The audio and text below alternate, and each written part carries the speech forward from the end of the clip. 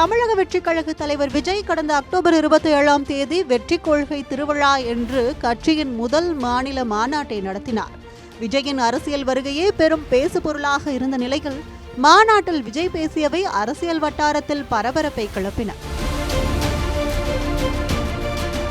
திராவிடமும் தமிழ் தேசியமும் இரண்டு கண்கள் என்றது ஆட்சி அதிகாரத்தில் பங்கு என்று ஒரே போடு போட்டது என விஜயின் பேச்சுதான் ஒரு வார காலத்திற்கு ஹாட் டாபிக்காக இருந்து வந்தது. இந்த கூட்டம் குடும்பமா சேர்ந்தோ கூட்டணி சேர்ந்தோ ஏதோ ஏமாத்த வந்த கூட்டம்லாம் இல்ல, கொள்ளையடிக்க வந்த கூட்டம்லாம் இல்ல. ஒரு பக்கம் திராவிடமும் தமிழ் தேசியமும் இரண்டு கண்கள் என்று கூறியது நாடக கூடாரத்தை கடும் டென்ஷன் ஆக்கியது என்றே சொல்ல வேண்டும். அதற்கேற்றாற்போல் ஒரு கூட்டு கிளியாக ஒரு தோப்பு குயிலாக பாடு பண்பாடு என்று பாடிய அண்ணன் சீமானோ லாரியில் அடிபட்டுத்தான் சாவ என்று சாபித்தே விட்டார். ஒன்று சாலையில அந்த ஓரத்துல நில்லு, இல்ல இந்த ஓரத்துல நில்லு, நீ நடுவால நில்லா லாரி அடிச்சு செத்து போயிரா பாத்துக்க.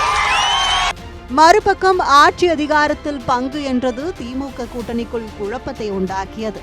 இதனால் விசிகவை கண்காணிப்பு வளையத்திற்குள் ஆளும் கட்சி வைத்துள்ளதாகவும் கூறப்படுகிறது. தமிழ்நாட்டில் கூட்டணி ஆட்சிக்கு வாய்ப்பு உண்டா? ஆட்சி அதிகாரத்தில் கூட்டணி கட்சிகளுக்கு வாய்ப்பு தருவீங்களா? பொருத்தமில்லாத ஒரு கேள்வி.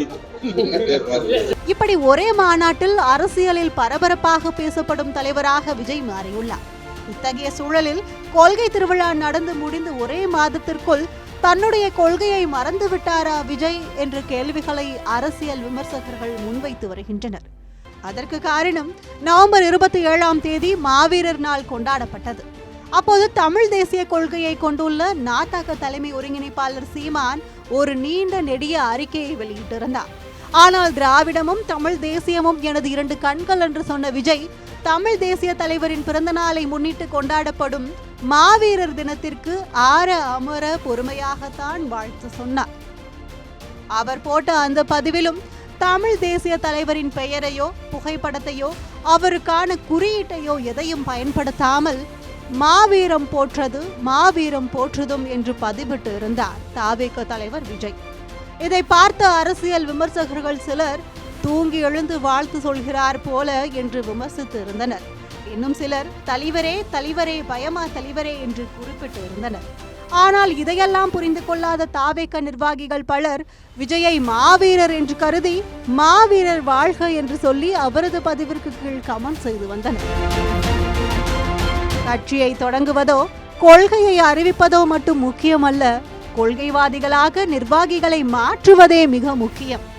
இத்தகைய சூழலில் தமிழ் தேசியம் குறித்த புரிதல் தவேகவினர் மத்தியில் இல்லை என்ற குற்றச்சாட்டுகள் முன்வைக்கப்பட்டு வருகின்றன. இந்நிலையில் இது குறித்து கருத்து தெரிவித்துள்ளார் நாடகாவை சேர்ந்த பாத்திமா ஃபர்ஹானா.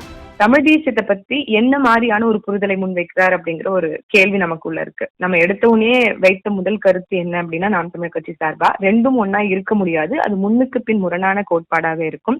தமிழ் தேசியத்துக்கு நேரெதிர் திராவிடம் என்கின்ற கோட்பாடு அப்படின்றத நாம தெளிவா முன்வைத்தோம். இன்னைக்கு மாவீரம் போற்றுதும்னு சொல்றீங்க, சரி, ஆனால் அது என்ன ஒரு மொட்டை கடுதாசியா இருக்கே அப்படிங்கிற கேள்வி நம்மை போன்ற பலருக்கும் இருக்குது. அதோட கூடுதலாக விரிவாக ஒரு அறிக்கையோ இல்ல அது குறித்தின ஒரு நிகழ்வோ, தமிழ் தேசியம் ஒரு கண்ணு அப்படிங்கும் போது மாவீரர்களுக்கான ஒரு மலர் வணக்கமோ ஒரு வீர வணக்கமோ நீங்க ஒரு நிகழ்வோ எடுக்கல. குறைந்தபட்சம் ஒரு அறிக்கையிலையாவது ஒரு முழுமையான ஒரு பார்வை, நீங்க அதை எப்படி பாக்குறீங்க, எப்படி அனுசரிக்கிறீங்க, எப்படியான மரியாதையை கொடுக்கிறீர்கள் அப்படிங்கிறத நீங்க அதுல தெரிவிச்சிருக்கலாம். மாநாட்டிற்காக மட்டும்தான் திராவிடமும் தமிழ் தேசியமுமா? தவேகவின் உண்மையான அடிப்படை கொள்கை என்ன? தொண்டர்களை எஜுகேட் செய்வாரா விஜய்? பொறுத்திருந்து பார்ப்போம்.